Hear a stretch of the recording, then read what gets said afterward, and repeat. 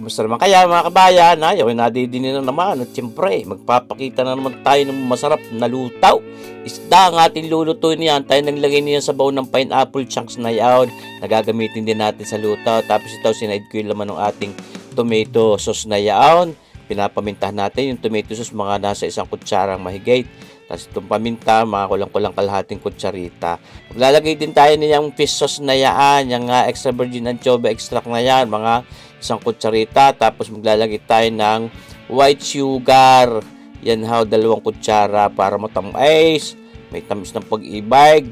Tapos ito, pampaasim naman din karikit, dagdag asim, ay ang ating red cane vinegar. Mga 2 kutsara din, mga kabayan. At ito, hindi pwedeng mawala at baka may maghanap.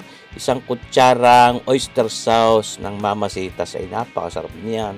Pampalinamnam kahit hindi ka magbitsin. At ito, naglagay tayo ng mga kulang-kulang 1 kutsaritang hot pepper powder, ayun, or chili flakes. Yan. Binantuan natin ng karikit na tubig. At ngayon, mag-uutay na tayo magprito muna ng ating isdang kanuping. Yan ho, bago natin gawing sweet and sour. Yan ho, tamis hanghang, mga kabayan. Pinainit na natin yung ating non-stick pan na yan at yung mantika natin. Nang sa gayo hindi dumikit yung kanuping dahil pagka yun hindi mga non-stick ang ginamit minsan pagka mga ganyang klase ng isda ay nadikate. Pero pag pinainit nyo naman ng mainit na mainit ang mantika, kahit hindi non-stick ang gamit ninyong piprituhan, ay hindi naman basta didikit din. Pero para pinaka-safe, ay gamitin nyo yung mga non-stick. Meron din naman mga mantikang inilagay tayo diyan. Kaya talagang parang isisirlaan natin ng karikit yung ating isdang kanuping na yan. 2 piraso lang naman yung ating lulutuin niya at pang tanghalian lang namin para ubos din agad. Dahil pag mga nababaho o mga gayang isda ay siyempre hindi na kasing sarap ng bagong luto. Ay pagka nirehit mo naman ay iba pa rin. Kaya lahat pagka tayo may mga nilulutong gayon, hindi yung mga 1 lantakan ay ubos. Ayan ho, saka na lang magluto uli mamaya ng panibago ng bang ipang uulam. At binalik na at kako nga hindi man para tustahin yan, mga kabayan. Parang sinisirlaang natin. Kinukulob din natin na manuot yung init sa kanyang kaibuturan. So, pagugulong-gulong at ngayon ipatitigisan na natin yan nang mawala yung mantikang yon. So, marsipaw, para pwede na. Huwag na itulaw. Si-sweet and sour pa. Pwede nang kurutin yun. Pero hindi. Recipe natin ngayon ay sweet and sour na kanuping. Magsasangkot siya ngayon tayo ng bawang, mga kabayan. Ayan ho. Mga 2 pirasong bawang yan. Di ating tinalupat ginayat-gayat ng papagayan. Hindi papagayan. Kasahaluin nyo ng papagayan. Hindi papagayan. Tapos, isasahog na natin yung ating sibuyas. Mga 1 piraso lang naman sapat para lumasa yan diyan sa ating karikit na niluluto. Hindi rin to marami ang ating niluluto. Ito, lalahok na natin yung carrots na yan. Pang-adorno, pampasarap. Ayan, minautay din gulay-gulay tulad niyang carrots. Napakaganda sa katawan. Pampalinaw ng mata. Kita nyo ba gayaan? Di siyempre ating palalambot-lambutin din ang karikit yan, carrots na dahil pag yan naman yung matigas hindi rin maganda. Titaw, naisipan ko lagyan ng green peas na yan at may nakita ko doon sa pantry ay baka naman na ma-expire pa, di ating isinahog diya. Wala namang makakapigil.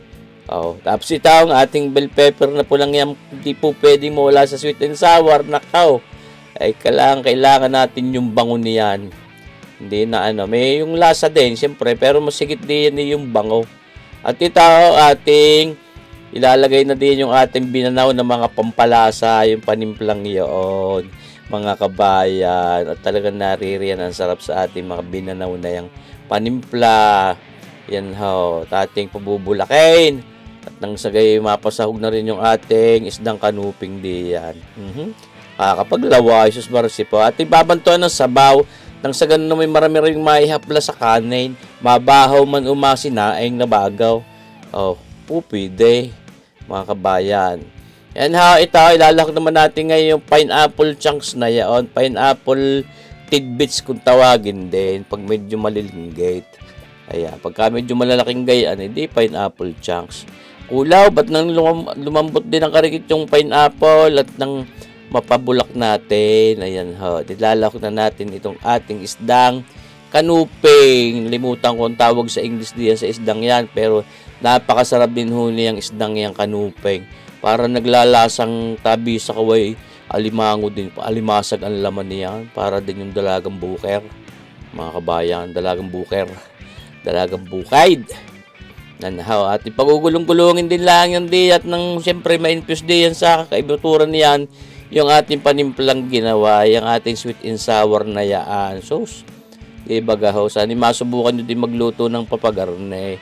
Oh, paminsan-minsan yan. Hey, sa tilapia, pwede rin natin gawin yung lutong yan. Sa tulingan, pwede rin. Kahit anong isdang gusto nyo gawin sweet and sour, pwede naman.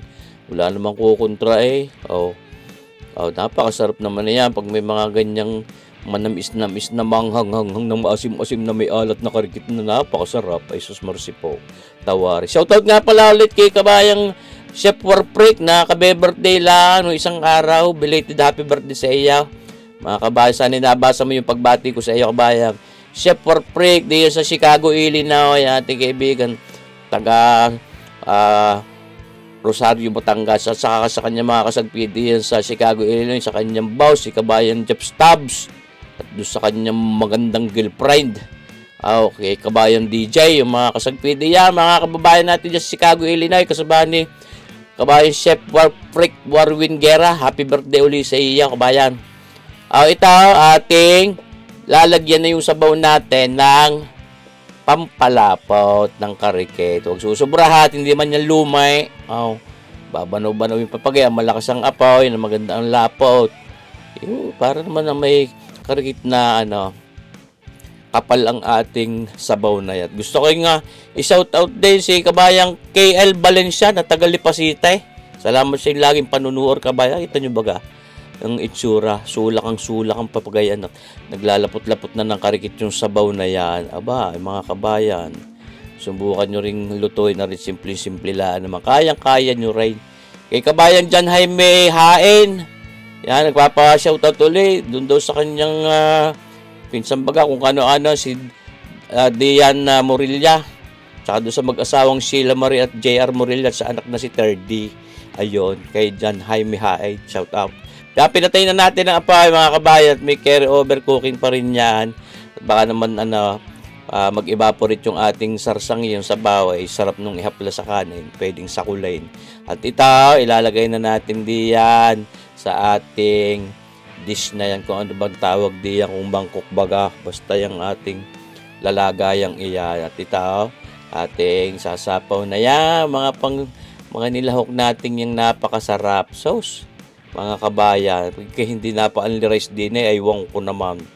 Kabayang Carmelita San Pedro, taga Caloocan City, salamat sa iyong panonood palagi, kabayan, at pagko-comment. Ayan. Kay kabayang, saka doon sa kay kabayang Jerby Belaxe Martinez. May karinderya daw yan, hindi naman sinabi kung saan. Basta, shoutout sa iyo. Sana maging maraming customer mo diya sa iyong karinderya, kabayang Jerby Belaxe Martinez. Yan, mga kabayan, ayos na. Luto na. At ating iyahayin na yan doon sa hapag ng lantakan. Yan na nga. Ating bibidyohan pa ng karikate. At nang sa gayon baka madidiscover maging artista ang mga yan. Artistang kanupay, mga kabayan. Sari-sari na si Sir Boyet. Kabayang Wilfred Aranas na nasa Las Vegas, USA. Salamat sa iyong panunod palagi. Lantakan na ito, mga kabayan. Sana naibigan nyo itong ating nilutong itong sweet and sour na kanupeng. Salamat po sa inyong panunod. Sana abangan nyo pa rin lagi ang ating mga susunod na videos. At ako hindi magsasawang magbigay sa inyo ng mga cooking videos. Hindi tayo mauubusan ng mga niluluto. Tayo nag-iisip din ng mga twist sa mga datihan na nating niluluto. At nang ma-level up natin na sarap. Yan po, mga subscribers natin, malapit na ho tayo mag 614,000 subscribers dito sa ating Sir Boy at Melo YouTube channel. Maraming salamat po sa inyong lahat, mga kabayan. God bless!